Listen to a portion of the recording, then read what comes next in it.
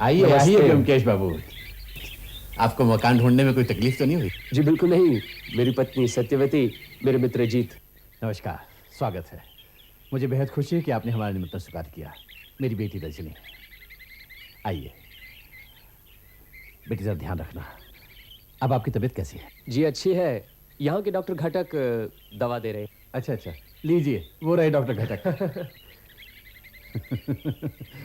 आपसे तो आपका परिचय है ही है। आप हैं हमारे यहाँ के फोटोग्राफर नकुल सरकार और आपकी पत्नी। नमस्कार। आप ब्योमकेश बाबू और अजीत। आपका नाम तो बहुत सुना है, आज दर्शन भी हो गए। अच्छा हुआ। अरे मालती भाभी नहीं आई? बस आती ही होंगी। चौधरी जी कहाँ? यहीं पर तो हैं। तो मिसेस शोम हमेशा की तरह लेट लतीफ। ब्योमकेश से तो परिचय है ही आपका। इन्हीं के मकान में तो किराएदार है हम। लीजिए, उषानाथ बाबू वहां खड़े चुपचाप, आइए। मैंने जो किताब दी पढ़ी आपने? आप हैं हमारी सरकारी ट्रेजरी के चीफ अकाउंटेंट उषानाथ घोष और इनकी पत्नी। और आप हैं कलकत्ता के मशहूर जासूस ब्योमकेश बख्शी और आपके साथी अजीत बनर्जी। ये क्या कर रहा है? अरे चौधरी साहब कहाँ हैं आप? आइए आइए। ब्योमकेश बख्शी से मिलने के लिए बड़े बेचैन थे ना आप? मिलिए। ब्योमकेश बख्शी और आपके साथी अजीत बनर्जी। आप हैं हमारे यहाँ के बैंक मैनेजर मिस्टर अमर राहा। अच्छा, कीर्तिमान व्यक्ति से मिलने की किसकी इच्छा नहीं होती। चौधरी साहब आप भी तो बड़े बेचैन थे ना। आइए आइए भाई, हम तो सोच रहे थे आप आ ही नहीं पाएंगे। आइए। हमारे यहाँ के डीएसपी मिस्टर पुरंदर पांडे। नमस्कार नमस्कार। आपको मिलने की कब से तमन्ना थी, लेकिन अफसोस आप हमारे यहाँ आए और हमारे पास कोई भी ऐसा पेचीदा रहस्य नहीं जो आपको पेश कर सके। यहाँ ये सब होता नहीं है, सब सीधे साधे लोग हैं।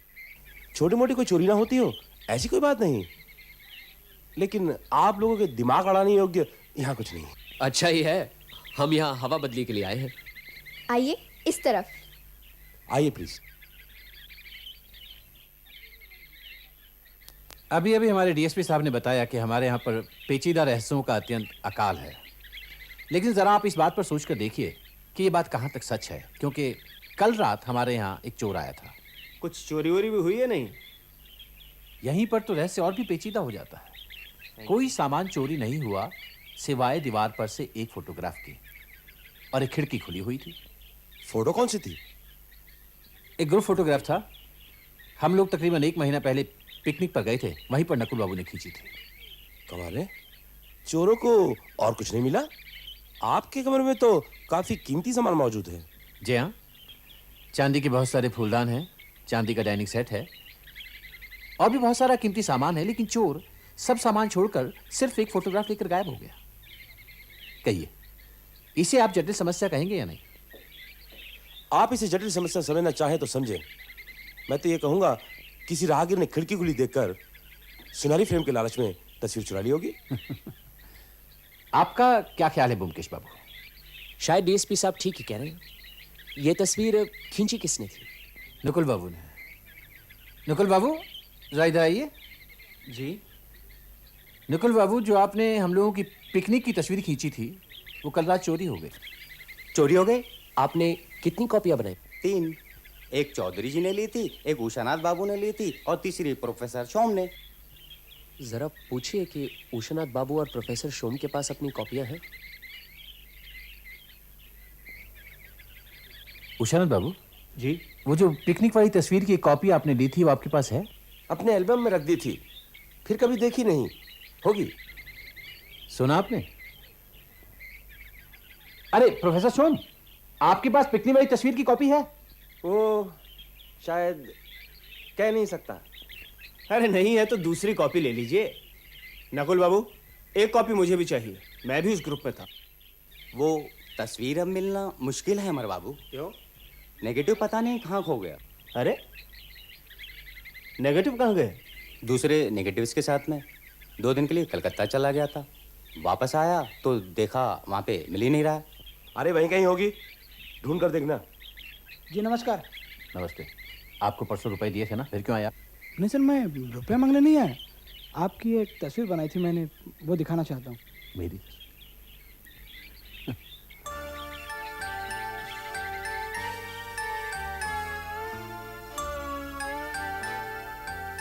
अरे वाह, ये तो बहुत अच्छी है। बहुत अच्छी तस्वीर बनाते हैं आप। क्या नाम है आपका? जी मेरा नाम फाल्गुनी पाल है। फाल्गुनी भाई, ये रहा तुम्हारा इनाम। बहुत अच्छी तस्वीर बनाते हो तुम। शुक्रिया। अच्छा तो ये तस्वीर तुमने बनाई कैसे? किसी तस्वीर को? नहीं सर नहीं, मैंने चौधरी जी को कई बार देखा है। अच्छा अच्छा, तो तुमने तस्वीर को देखकर तस्वीर बना जी दी? सर, मैं अपनी याददाश्त से तस्वीर बना लेता हूँ। यदि आप हुक्म करें तो आपकी भी तस्वीर बना दूँ। ठीक है, इतनी अच्छी तस्वीर अगर बनाकर ले आओगे तो मैं भी तुम्हें 10 रुपए इनाम में दूंगा।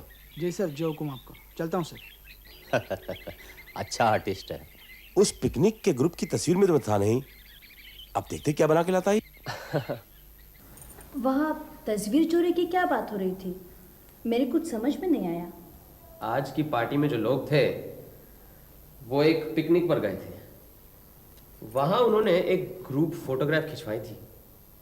उस फोटोग्राफ का एक कॉपी चोरी हो गया है। बाकी की 2 फोटो है या नहीं कुछ पता नहीं, और तस्वीर का नेगेटिव भी नहीं मिल रहा। हर चोरी करने वाले का अलग अलग मकसद होता है। अब फाल्गुनी पाल को ही ले लो। एक बार किसी को देख लिया फिर उसके चित्र बनाने का दावा करता है। अब फोटो देखकर तस्वीर बनाना तो आसान होता है। फाल्गुनी पाल चोरी करके किसी का भी चित्र फटाफट बनाकर अच्छी खासी कमाई कर सकता है। और फोटोग्राफर नकुल खुद चोरी कर सकता है। अरे नकुल, नकुल का इसमें क्या मकसद हो सकता है? उसकी फोटो और बिकेगी। फाल्गुनी पाल, नकुल और कोई? उस तस्वीर के ग्रुप में ऐसा भी कोई हो सकता है जो कि अपना हुलिया हमेशा के लिए मिटा देना चाहता हो। मतलब कोई गुनहगार या... लगता है प्रोफेसर शो में, देखो। आइए बैठिए। आओ प्रोफेसर। कहिए, आज की पार्टी कैसी लगी? अच्छी लगी। यहाँ के लोगों से मुलाकात तो हुई। सब भले आदमी हैं। ऊपर से सब ऐसे ही लगते हैं। अच्छा आप बताइए मिसेस बख्शी, आपको वहां सबसे अच्छा कौन लगा? वैसे तो सब अच्छे ही थे, लेकिन रजनी मुझे बहुत अच्छी लगी। सीधी सादी, मिलनसार, जैसे देखने में सुंदर वैसे ही मीठी बातचीत। अच्छा, चौधरी जी लड़के की शादी क्यों नहीं कर देते? वो तो काफी पैसे वाले हैं। विधवा है, विधवा। विधवा से कौन शादी करेगा? आइए मालती भाभी। यकीन नहीं हो रहा है ना? पूछ लीजिए इनसे, इन्हें सब मालूम है। बेशर्मी की भी हद होती है। विधवा होकर सास सिंगार करती फिरती है। मतलब क्या है? क्या किसी को मालूम नहीं? किसी मर्द को फंसाने की तरकीब है। मैं जा रही हूं, तुम जल्दी आ जाना। रजनी क्या सचमुच विधवा है? जी, बेचारी 15 साल की थी तब शादी हो गई। शादी के दूसरे दिन ही पति प्लेन से लंदन चले गए उच्च शिक्षा के लिए। खर्चा सब चौधरी साहब ने दिया था, लेकिन वो वहां पहुंच नहीं पाए। प्लेन दुर्घटना में उनकी मृत्यु हो गई। आप मेरी घरेलू जिंदगी से शायद वाकिफ नहीं है। मेरी जिंदगी भी चौधरी जी के जमाई जैसी है। अपने ससुर के पैसे से लंदन पढ़ने गया, वापस आकर एक कॉलेज में पढ़ाने का काम किया, लेकिन ज्यादा दिन टिक नहीं पाया। सब छोड़ छाड़ कर पिछले 7 सालों से यही पढ़ा हूं। यह मकान भी मेरे ससुर का है। बहुत कुछ बिला वजह कह गया, चलता हूं। अच्छा प्रोफेसर शोम, बुरा ना माने, एक सवाल पूछना चाहता हूं। वो पिकनिक की जो ग्रुप फोटोग्राफ आपने खरीदी थी वो कहाँ है? जी वो तस्वीर मेरी पत्नी ने टुकड़े टुकड़े करके फाड़ दी थी। उस तस्वीर में मैं और रजनी पास पास खड़े थे।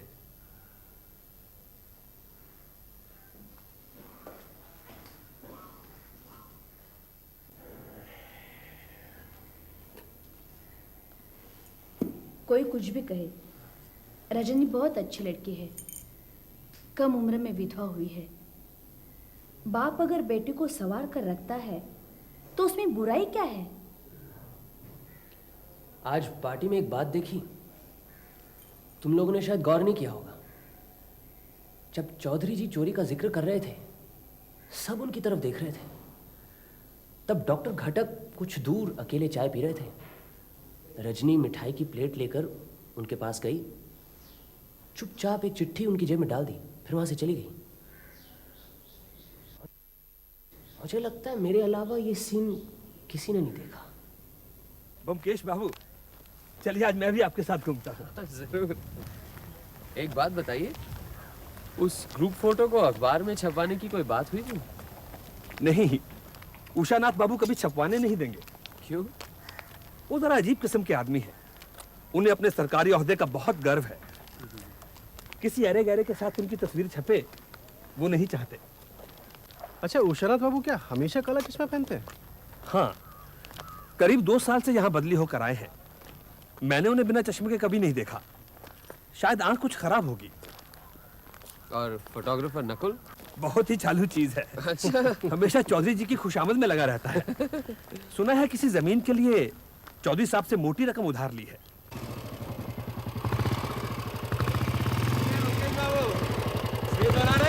बस यूं ही। फाल्गुनी पाल ने आपकी तस्वीर बनाई? अरे कमाल का आर्टिस्ट है, दूसरे ही दिन तस्वीर बना के ले आया, हूबहू मेरे जैसी। सचमुच बहुत गुनी आदमी है। 10 रुपए देने पड़े। रहता कहाँ है? अरे बस ये मत पूछो, इधर उधर रात कहीं भी काट लेता। शराब, गांजा, चरस कुछ भी तो नहीं छोड़ता। चौधरी जी को दे आई, उन्होंने अपने बंगले के कोने में रहने का इंतजाम कर दिया। आप सुबह सुबह कहाँ चल दिए? अरे बस चौधरी जी के यहाँ जा रहा हूँ, सुना है उनकी तबीयत खराब है। अच्छा, क्या हुआ? अरे होगा क्या, दमे के मरीज है। सोचता हूँ मैं भी मिलाऊं। तो फिर पीछे बैठो ना, लौटते वक्त आपको छोड़ दूंगा। अच्छा बमकेश बाबू। अच्छा, चौधरी जी से कहना मैं शाम को आऊंगा। हाँ मैं कह दूंगा, और अब मैं चलता हूँ। चलो अब हम भी चलते हैं। अच्छा तो अरे ब्योमकेश बाबू, नमस्कार। नमस्कार। अरे आपको भनक कैसे पड़ी? किस बात की भनक? अरे भैया आप यहाँ टपक कैसे पड़े? घूमने निकले थे, सोचा उषानाथ बाबू से मिलते जाए। ये तो आपने बहुत अच्छा किया। कल रात को इनके घर में भी चोरी हो गई। अच्छा, हाँ। क्या चोरी हो गया? वो अभी पता नहीं। हम सब ऊपर सोते हैं ना, नीचे कोई नहीं रहता। कल रात या हो सकता है सुबह सुबह चोर नीचे के कमरे में घुसकर अलमारी खोलने की कोशिश की किसी चाबी से, लेकिन खोल नहीं सका। चाबी वही ताले में अटकी पड़ी है। ये अलमारी में है क्या? कुछ जरूरी कागजात है और एक बक्से में मेरे पत्नी के सारे गहने हैं। अच्छा, इसका मतलब है वो अलमारी से कुछ ले जा नहीं सका। वो तो अलमारी जब खुलेगी तब मालूम पड़ेगा। एक चाबी वाले को बुलाया। चलिए अंदर आइए ना, अभी आइए डीएसपी साहब। आइए, ये देखिए चाबी अभी तक अटकी हुई है।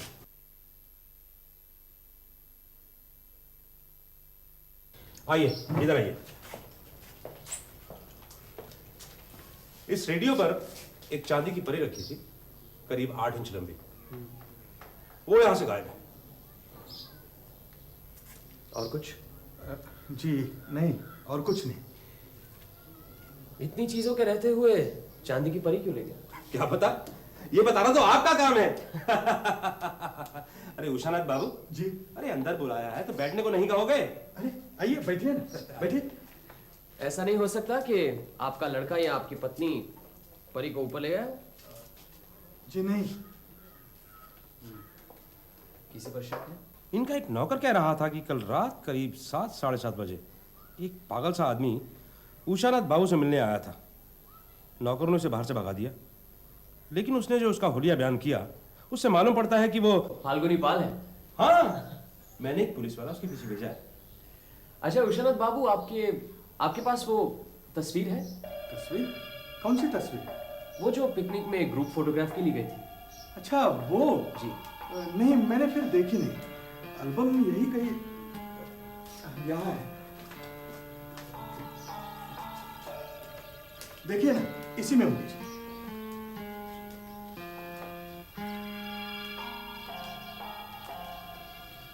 इसमें तो सिंगल या 2 जनों की तस्वीरें नजर आती हैं। ग्रुप फोटोग्राफ तो कोई है ही नहीं है। देखिए, उषानाथ बाबू, आप बेफिक्र रहिए, चोर ने कोई चोरी नहीं की है। अलमारी में गहनों का बक्सा भी सुरक्षित है। हो सकता है ढूंढने पर वो चांदी की परी मिल जाए। चलो अजीत, चोर का पता लगने पर हमें बताइएगा जरूर। हाँ जरूर बताऊंगा। एल्बम देखते समय उषानाथ बाबू ने एक बार अपना चश्मा ऊपर किया था, तुमने गौर किया? नहीं, कोई खास बात थी? उनकी बाईं आंख पत्थर की है। हैं? इसीलिए काला चश्मा पहनते हैं? कमाल है।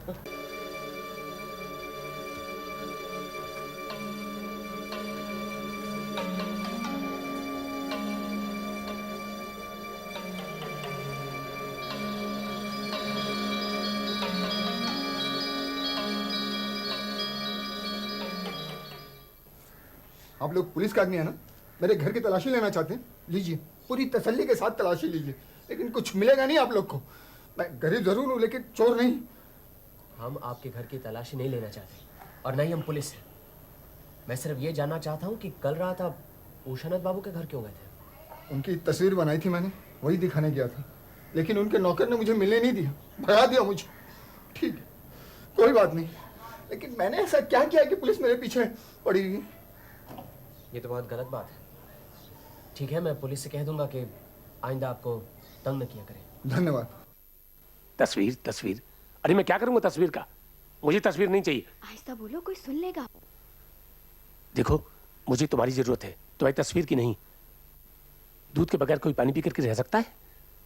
मुझे भी क्या तुम्हारे बगैर अच्छा लगता है, लेकिन क्या करूं, कोई रास्ता भी तो नहीं है। रास्ता है, मैं बताता हूँ। लेकिन पिताजी। तुम अब नाबालिग नहीं हो रजनी, तुम्हारे पिताजी अब तुम्हें नहीं रोक सकते। वो तो ठीक है, लेकिन प्लीज अश्विनी, पिताजी की तबीयत ठीक नहीं है, उनकी तबीयत ठीक हो जाने दो, उसके बाद फिर। नहीं नहीं नहीं नहीं, तुम्हें आज ही बताना पड़ेगा कि तुम्हारा फैसला क्या है। अब मैं तुम्हारे बिना जिंदा नहीं रह सकता। और देखो, कलकत्ता पहुंचकर तो पिताजी को पता चल ही जाएगा। ठीक है, बताती हूँ। नहीं, इस वक्त नहीं, लगता है घर में कोई आया है और मेरा घर में रहना बहुत जरूरी है। तुम ऐसा करो, तुम रात को 10 बजे यहीं आ जाना, मैं यहीं मिलूंगी, फिर तब आराम से बात करेंगे। ठीक है, मैं जाती हूँ। सुनो तो,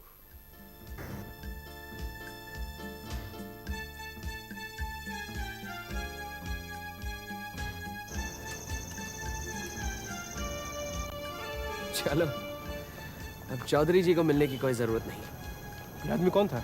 पहचाना नहीं तुमने? नहीं। हमारे मकान मालिक प्रोफेसर शोम थे। क्या? अच्छा, ये डॉक्टर घटक और रजनी का मामला जानते हुए भी हम क्या चुप बैठे रहे? हमें कुछ करना चाहिए। कुछ नहीं, हम क्रिकेट खेल के दर्शक हैं। हमारा काम है खेल देखना और ताली बजाना, मैदान में कूदकर खेल बिगाड़ना नहीं। चलो। ऊपर मरीज का क्या हाल है? क्या बात है, चुप क्यों हो गई? मालती देवी को देखने नहीं गई थी क्या? कुछ बताओ तो सही, चुप क्यों बैठी हो? गई थी बस।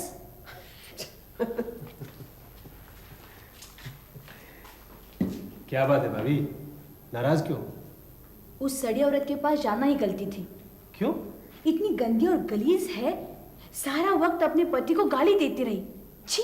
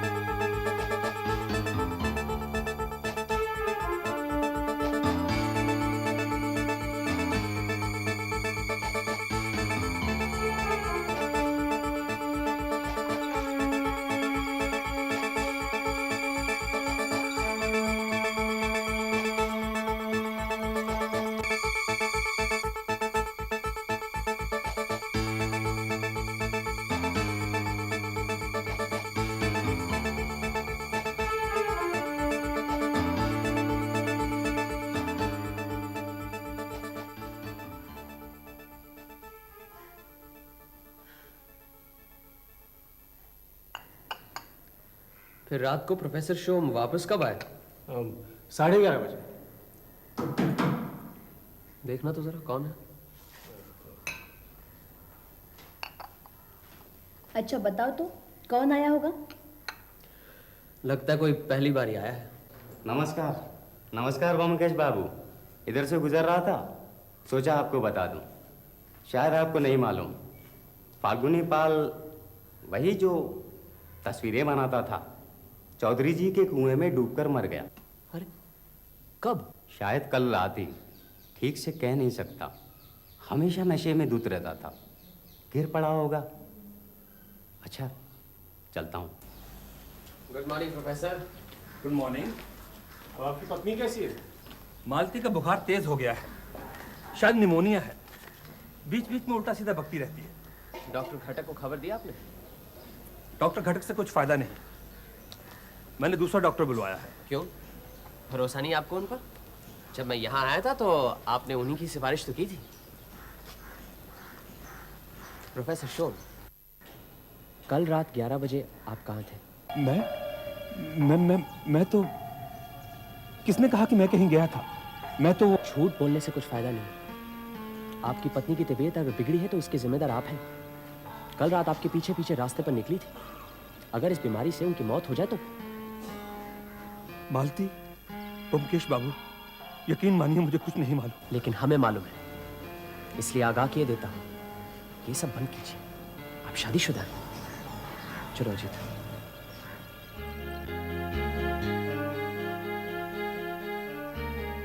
देखिए, आपकी लड़की को टाइफाइड हुआ है, उसे ठीक होने में थोड़ा वक्त लगेगा। मैं आजकल थोड़ी लंबी म्याद के केस नहीं ले रहा हूँ। आप डॉक्टर शिंदर को दिखाइए ना, वो अच्छे डॉक्टर है, उन्हें देखिए। आइए आइए आइए। जब मरीज खुद डॉक्टर के पास चला है तो समझ लेना चाहिए कि मरीज का हाल अच्छा है। और बताइए। बस बैंक जा रहा था, आपकी डिस्पेंसरी रास्ते में पड़ती है, सोचा मिलते जाए। आप कलकत्ते कब जा रहे हैं? मैं कलकत्ते जा रहा हूँ, ये आपको किसने बताया? नहीं, आप कह रहे थे आप लंबी मियाद के केस नहीं ले रहे हैं, इसलिए। हाँ, वो जल्दी बस कलकत्ते एक बार जाने की इच्छा है। अच्छा, चौधरी जी अब कैसे हैं? अब तो काफी अच्छे हैं। अरे हाँ, मुझे उन्हें देखने के लिए जाना था। और रजनी देवी? तो ठीक है, उन्हें क्या हुआ? वो भी कलकत्ते जा रही है? व्योमकेश बाबू, आप यहाँ हवा खाने आए, जासूसी करने के लिए नहीं। जिन बातों से आपका मतलब नहीं है उनमें अगर आप दखलंदाजी ना करें तो अच्छा होगा।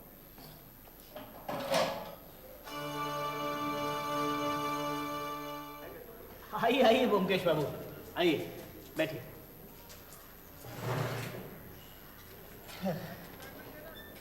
रोज सोचता हूँ कि एक बार मिलाऊं, लेकिन काम ही इतना आ जाता है कि बस।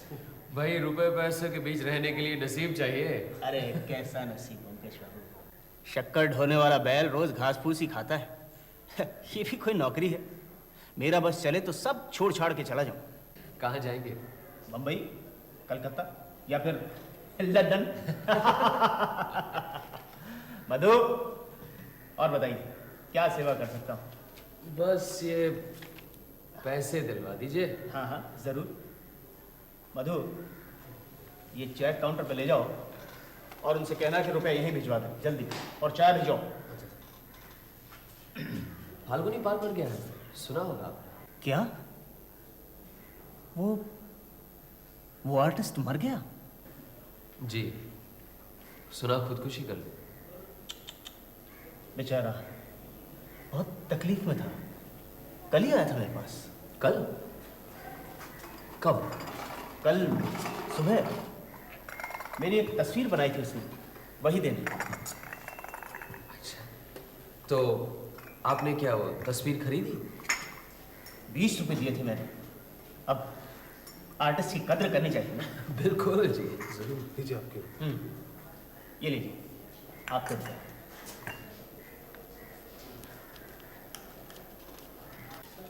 इस बार 31 दिसंबर इतवार है, 1 जनवरी की छुट्टी है और 30 दिसंबर शनिवार आधे दिन की छुट्टी है। तो मैं सोचता हूँ मैं भी 30 दिसंबर को कलकत्ता जाऊँ, 2.5 दिन की छुट्टी है।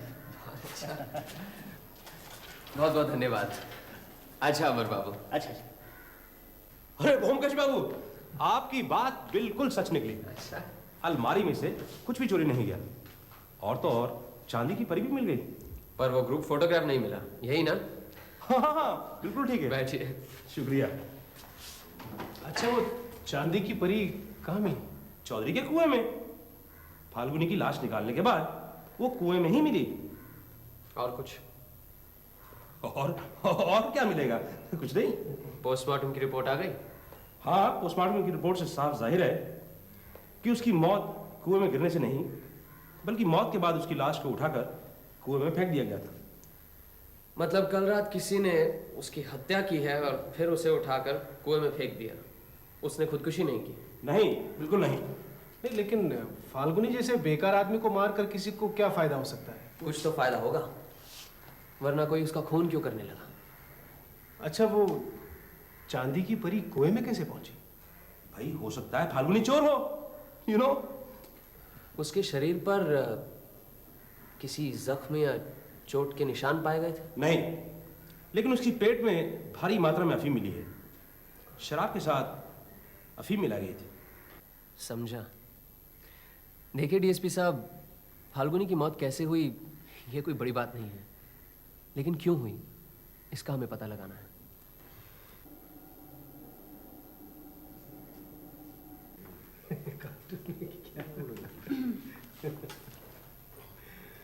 लीजिए।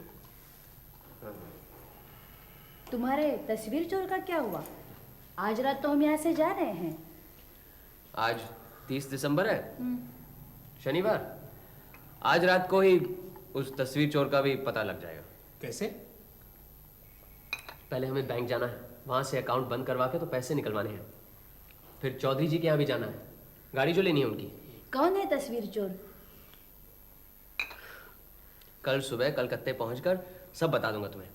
अजीत, तुम सत्या को लेकर स्टेशन आ जाना, मुझे वहां जल्दी पहुंचना है। क्यों? कल इतवार है, परसों 1 तारीख सोमवार, 2 दिन छुट्टी है, इसीलिए काफी लोग कलकत्ता जा रहे हैं। उन्हीं लोगों में हमारा तस्वीर चोर भी है। वहीं पर डीएसपी साहब के साथ अपॉइंटमेंट है। चलो पहले बैंक जाना है, बैंक आज आधा दिन का ही है। नमस्कार विश्वनाथ बाबू। नमस्कार। कलकत्ता जा रहे हैं? किसने कहा मैं कलकत्ता जा रहा हूँ? नया सूटकेस जो खरीदा है, सोचा शायद। अच्छा, आपकी वो चांदी की परी मिल गई? हाँ, मिल गई, और मैं कहीं नहीं जा रहा हूँ। क्या बात है, रजनी अफसर बिगड़ क्यों गए? ये भी शायद कलकत्ता जाना चाहते हैं, लेकिन नौकरी की वजह से जा नहीं पा रहे, इसलिए बिगड़ गए। नमस्कार। आप भी आज कलकत्ता जा रहे हैं? हाँ, आप भी आज ही जा रहे हैं ना? यहाँ सोचा 2 दिन की छुट्टी है, प्लीज बच्चों से मिलाता हूँ। जरूर। अच्छा हाँ।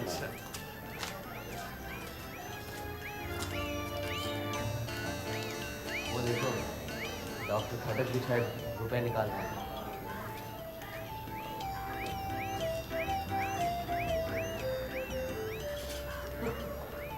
चलो आइए आइए बमकेश बाबू, आइए आइए आइए।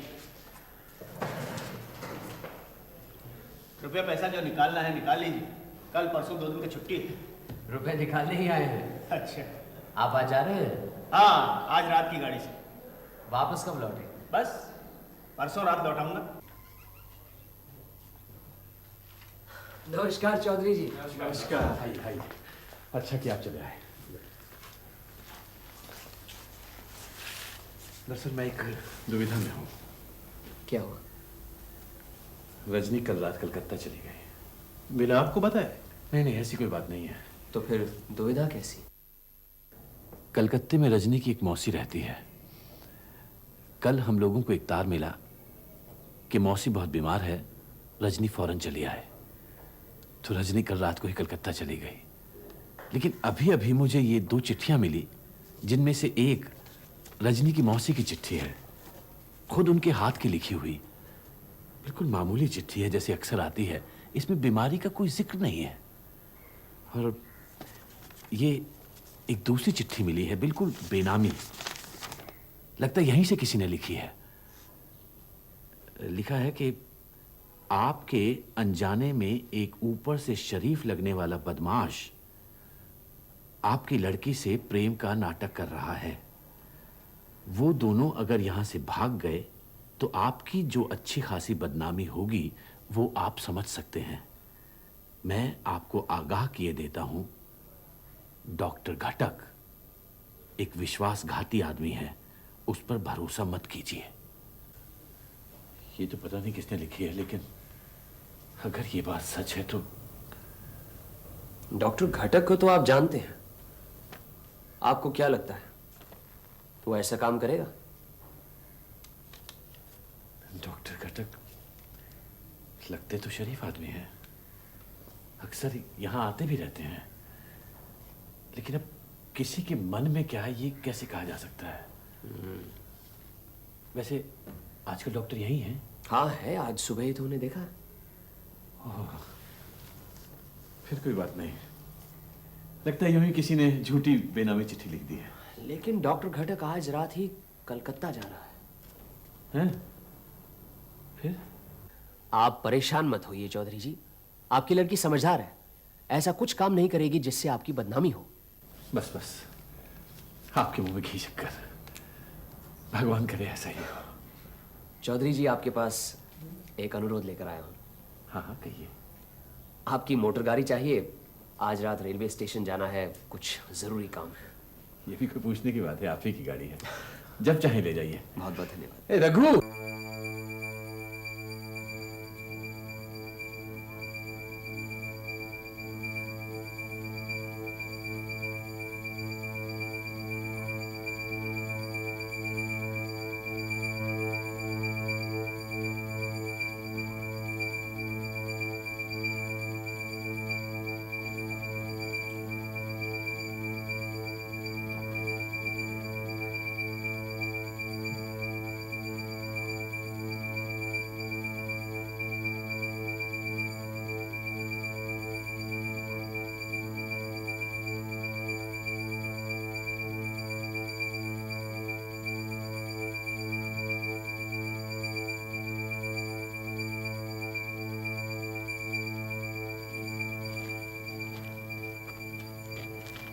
टाइम हो चुका है, गाड़ी बस आती होगी।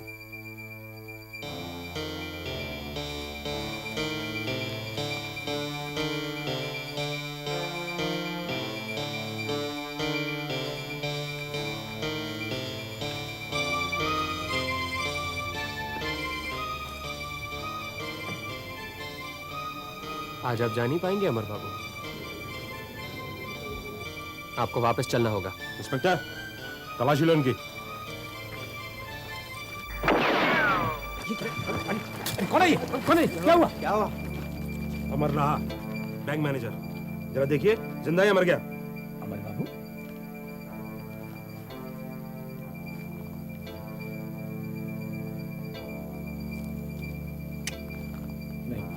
अमर बाबू मर गए? क्या हुआ? इनकी दाढ़ी कहाँ गई? Inspector, yes sir. कांस्टेबल बुलाओ। सिपाही, ये तस्वीर बैंक मैनेजर अमर बाबू के सूटकेस में से मिली थी, डीएसपी साहब ने मुझे दी है, प्रेजेंट।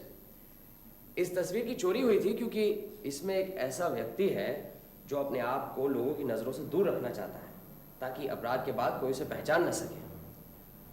अब वो सवाल ये था कि चोरी कौन कर सकता है।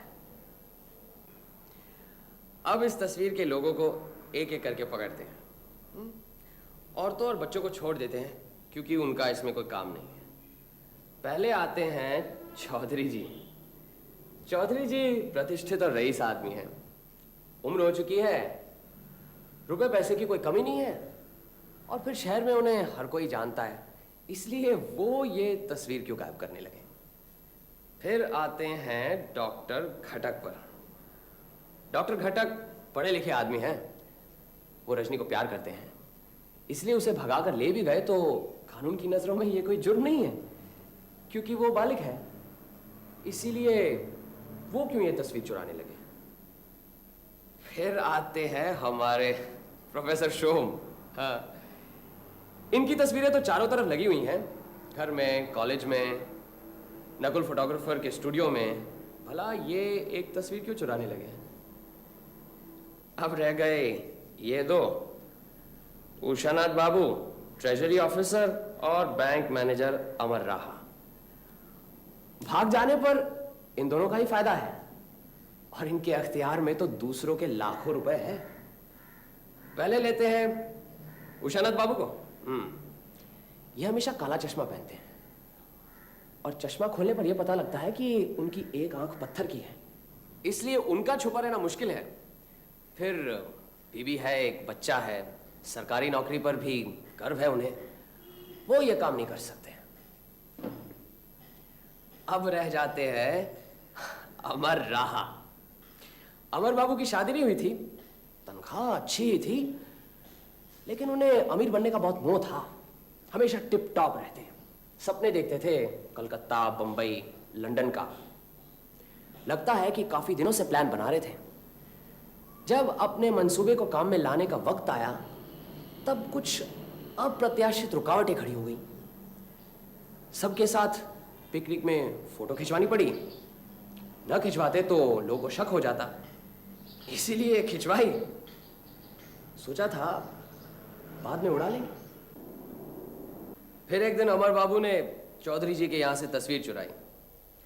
अगले दिन पार्टी में उन्हें ऐसा लगा कि सिर्फ तस्वीर चुराने से उन्होंने कोई अक्लमंदी की बात नहीं की है, इसलिए उन्होंने तस्वीर के साथ साथ एक चांदी की मूर्ति भी चुराई और वहां अलमारी में एक चाबी रख दी। फिर फाल्गुनी पहल के वहां आ जाने से उनके सब किए किराए पर पानी फिर गया, क्योंकि फाल्गुनी के वहां होते तस्वीर चुराने से क्या फायदा? उसे तो अपनी याददाश्त से हुबहू शक्ल बनाना आता है ना। लेकिन चोरी छुपे प्रेम करने की तरह गैर कानूनी काम करने से एक तीव्र आकर्षण होता है। अमर बाबू इतना आगे बढ़ चुका था कि अब वो पीछे नहीं हटना चाहता था। उसने ठान ली कि बस अब फाल्गुनी को रास्ते से हटाना है। उस रात शराब में काफी अफीम डालकर वो उसकी झोपड़ी में गया, उसे नशे से बेहोश किया और फिर उसे जाकर कुएं में फेंक दिया। साथ में वो चांदी की मूर्ति भी डाल दी ताकि चोरी का सारा इल्जाम फाल्गुनी पर रहे। लेकिन पुलिस की पोस्टमार्टम की रिपोर्ट के मुताबिक उसकी मौत कुएं में गिरने से पहले हुई थी। अमर बाबू शायद ये चाहते थे कि लोग ये समझे कि उन्होंने खुदकुशी की है। तब मैं डीएसपी बाबू से जाकर मिला। मुझे जो शक था मैंने उनको बताया, जिस तरह की अभी तुम्हें बता रहा हूं। वो भी मेरी बात समझ गए। उन्होंने 24 घंटों की निगरानी अमर बाबू पर रखी। हम उसे रंगे हाथ पकड़ना चाहते थे। प्लान ये था कि रेलवे प्लेटफॉर्म पर वो माल समेत पकड़ा जाए। लेकिन मुझसे एक बड़ी गलती हो गई। क्या? अमर बाबू बैंक का मैनेजर था ना, इसीलिए उसे पिस्तौल का लाइसेंस मिल सकता था। ये बात मेरे ध्यान में नहीं आई। ओह, अच्छा, अमर बाबू शनिवार 30 तारीख को ही भागेंगे, ये कैसे पता चला? कोई भी दिन जा सकते थे। अगले महीने की 2 तारीख से लोगों की तनख्वाह बटेगी। उससे पहले ही सारा रुपए बैंक में जमा था। यही तो मौका था ज्यादा से ज्यादा रुपए लेकर भागने का। और फिर उसके साथ 2 दिन की छुट्टी भी तो थी। बहुत से लोग कलकत्ता जा रहे थे, वो भी अगर जाए तो कोई शक नहीं करेगा। अच्छा, चौधरी बाबू को बेनामी चिट्ठी किसने लिखी, इसका पता नहीं लगा। हमारे प्रोफेसर शोम ने। क्या करे बेचारा, अपनी औरत से बहुत परेशान था, इसीलिए तो रजनी की ओर आकर्षित हुआ और वहां डॉक्टर घटक के सामने बिल्कुल टिक नहीं पाया। इसीलिए चौधरी जी को उसने ये बेनामी चिट्ठी दी। और कुछ नहीं, बहुत हो चुका। चले। अरे सत्या, तुमने असली बात तो मुझसे पूछी नहीं। क्या? रजनी के बारे में। अरे हाँ, क्या हुआ उसका? उसने कलकत्ते जाकर डॉक्टर घटक से रजिस्ट्री शादी कर ली। अच्छा?